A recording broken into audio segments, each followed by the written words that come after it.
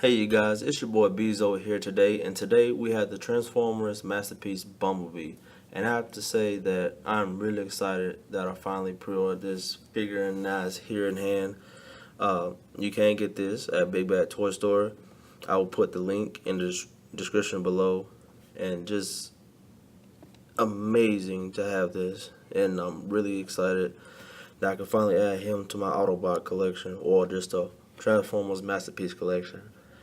Now, here's a look of the front of the packaging. You get Bumblebee, and you have Spike and his robot or exosuit, I guess you can call. I'm saying exosuit because I was playing Call of Duty earlier. So, and here's a view of the side of the packaging. You got him in his Volkswagen mode, and of course here's the bottom of the packaging.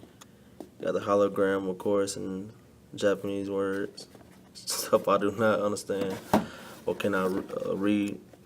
Of course, more Japanese in print, and then you have Bumblebee coming out not coming out of Optimus Prime trailer, or Transformers MP-10 is what it's really called, by Takara.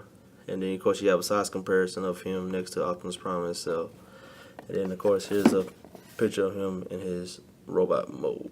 Now let's take a moment and let me crack this thing open. Now as you can see, Bumblebee is fairly small compared to other Transformers masterpiece figures that you receive. Now I don't have any of them with me to do a size comparison, so I promise I will do better next time. But take my advice, he's fairly small. I mean, you saw on here how small he is compared to him. I mean, look at that. That's pretty short. I mean, we know Optimus is actually fairly tall, but you know, Bumblebee is pretty short. But anyways, yeah, I mean, he rolls good. I mean, it's not bad at all. It's actually nice. It rolls fairly. Now, I do have a gun storage that's in the bottom. I'm not gonna do all that, but it's actually pretty late. So, but he has these plastic, not the rubber. I don't know, a lot of people said they would like to have the rubber ones instead, but you know, whatever. I mean, it's fine with me as long as you have him in the collection. They did a good job with him, so it's not like they're taking it from him or having any shortcomings. But you know, all figures have shortcomings somewhat. But yeah, this is the back plate you could take apart and put on the actual extra tire, or you can put the extra tire up underneath. That's what you could have it at. But let me take a look at the accessories that he comes with. He actually comes with the extra tire, as he will have the extra face plate that he comes with, compared to one that he has in his face. So you can see that. And it comes with his gun, his blaster that he comes with, a little blue blaster. It's small. It's like a little metallic paint on it. It's like a pearlized metallic paint. It's not too shiny, but it's like more of a flat metallic paint with a black handle. But other than that, I mean, it's all good. I really like it. So yeah. Well, as you can see, that Spike and Bumblebee stand good together. Now, of course, I have my bits and gripes about these two. But first, let's get to Spike. Now, Spike, he has a very limited. He's not really supposed to have a lot of articulation. I mean, it would be nice if we could have him with a lot of articulation, but most of his articulation he could bend is due to his transformation back to his robot mode. Now, as you can see, his arm just popped right off. That's one of the gripes about this figure, that you see his snap back in, but his arm falls off fairly easy. Can't really bend it too far.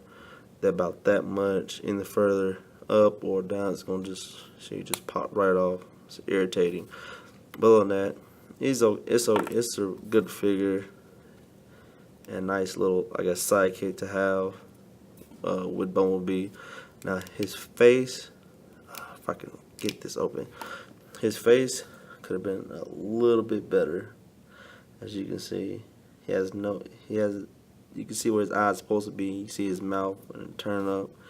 that he has, but other than that, it's alright.